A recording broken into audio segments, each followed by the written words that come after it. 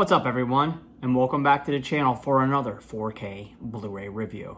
And today's movie takes us back to 1996 for the disaster flick, Daylight, starring Sylvester Stallone. For the 4K release, Kino Lorber has the honors this time. Let's check it out.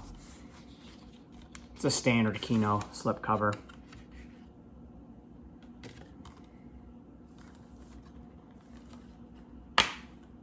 $4K disc and a Blu-ray disc. That's their standard. I saw this movie in the theater back in the day, and I thought it was pretty decent. When I was 18 years old, I loved disaster flicks. Case in point, this film. Within 15 minutes after a short introduction of several cast members, the tunnel blows up, and all hell breaks loose. After watching it again, I thought it was pretty entertaining, but it kind of pales in comparison to some of the more recent disaster flicks that I've seen over the years. Hey, at least Sly is in it. You make it feel like you don't think I'm coming back. Probably right. Let's do it! Sylvester Stallone was on a downward trajectory in the mid-90s. I've brought this up before. But he did manage to pop out a decent movie every now and then. Like this film. He actually plays an everyday man that's trying to help people. He actually had to do some acting and not get by with his machismo. I kind of liked it. This film also had a very young Viggo Mortensen, as well as Amy Brenneman. They were pretty good.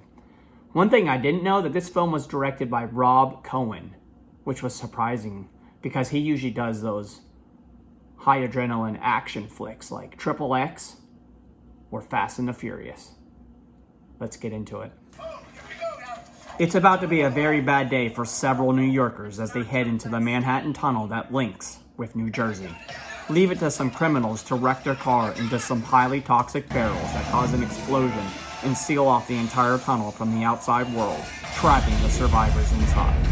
Only one man has the guts to go in after them, ex-EMS Chief Kit Latura, played by Sylvester Stallone. This embattled chief was kicked out of the EMS because of some decisions he made that ended up causing lives to be lost. He magically slides on a massive fan shaft and links up with the survivors. Unfortunately, he has no way out, but everyone bands together to try and survive. Kino went back to the camera negative for this 1:8:5:1 image in Dolby Vision and HDR, which sadly looks a bit soft in most scenes. I was expecting another great effort, like Kino's sudden death, which looked incredible. The bulk of the movie takes place in the tunnel, which was dark, dreary, and mostly gray looking.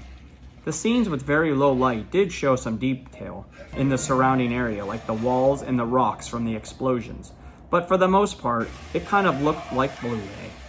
I haven't owned this film since DVD, but when I see an older movie just get released that looks better, I question it. There wasn't a lot of color in the film until the end, which I did enjoy, the New York skyline with the Twin Towers.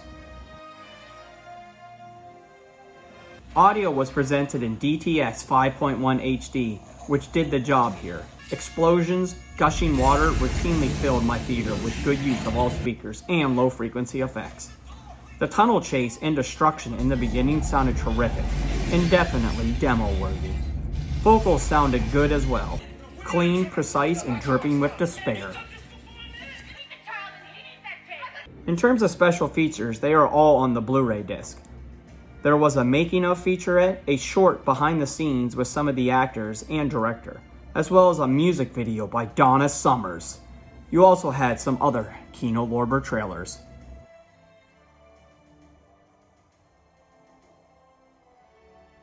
Upon rewatching this film, I realized why I haven't watched it in several decades. It's definitely a product of the 90s, and it shows. It's somewhat entertaining, but not really sure it's must-buy.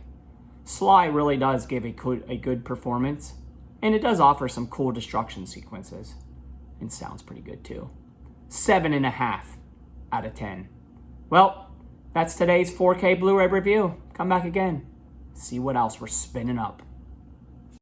Make sure to like, subscribe, comment, and share, bruh.